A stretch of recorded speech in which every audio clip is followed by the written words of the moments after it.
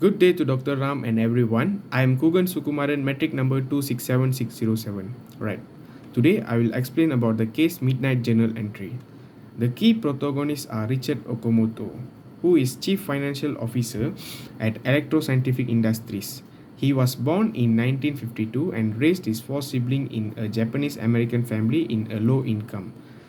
Besides, in 1962, Okamoto's father was disabled in a serious auto accident.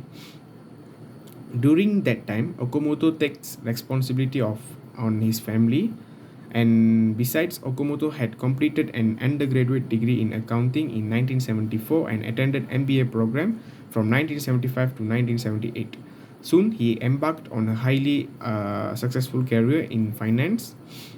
Furthermore, he had many work experience working at higher position prior joining in ESI. Next is case brief descriptive. Richard Okamoto, the newly appointed Chief Financial Officer of Electro Scientific Industries, began to work for the company on February 17, 2003. At that time, the company was experiencing significant hardship.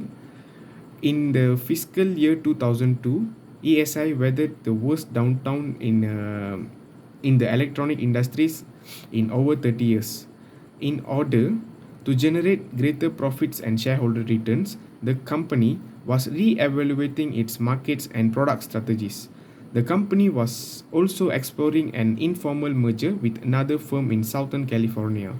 However, shortly after joining the company, Okamoto had major concern. On February 24, Okamoto received an email from John Eiselman advising him to forward a set of revised work rule which terminated the retirement benefit for Japanese, Korean, and Taiwanese employees. Prior to the email, Okamoto assumed that the employees had already been noticed of the cancellation of their retirement benefit and agreed to the changes. While closing the company's books for the third quarter of fiscal year 2003, Okamoto noticed a sharp dip in midnight on September 12, 2002. ESI had wiped out an accrued liability of 977,000 associated with the anticipated cost of retirement and severance benefits to the company employees. As a result, the company was permitted to report earnings instead of loss. On several occasions, Richard Okamoto spoke with their members.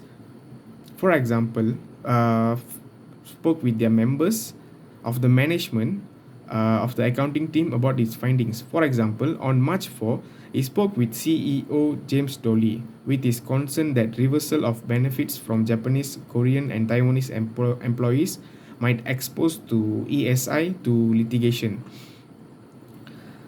At the meeting, he recommended that the company's financial statement for the previous 2 quarters be restated, and that it hire an independent accounting firm to conduct an audit of Asian benefit issues.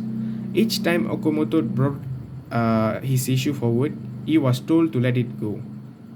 Okamoto realized that bringing these matters up would put him at risk of losing his job or putting him in a tough working environment. So, he would have to leave. Although Okamoto recognized risk in taking action, he equally recognized risk of inaction. As Okamoto considers his next action, he remembered his previous experience where he had to act much faster if he noticed something suspicious and not cover up the revenue shortfall. He also has remembered his mother's instruction to always do the right things as well as the guidance of the mentors.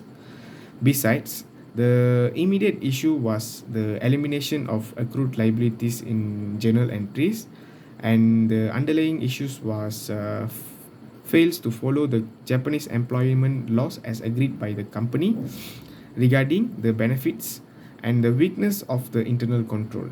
That's all from me. Thank you.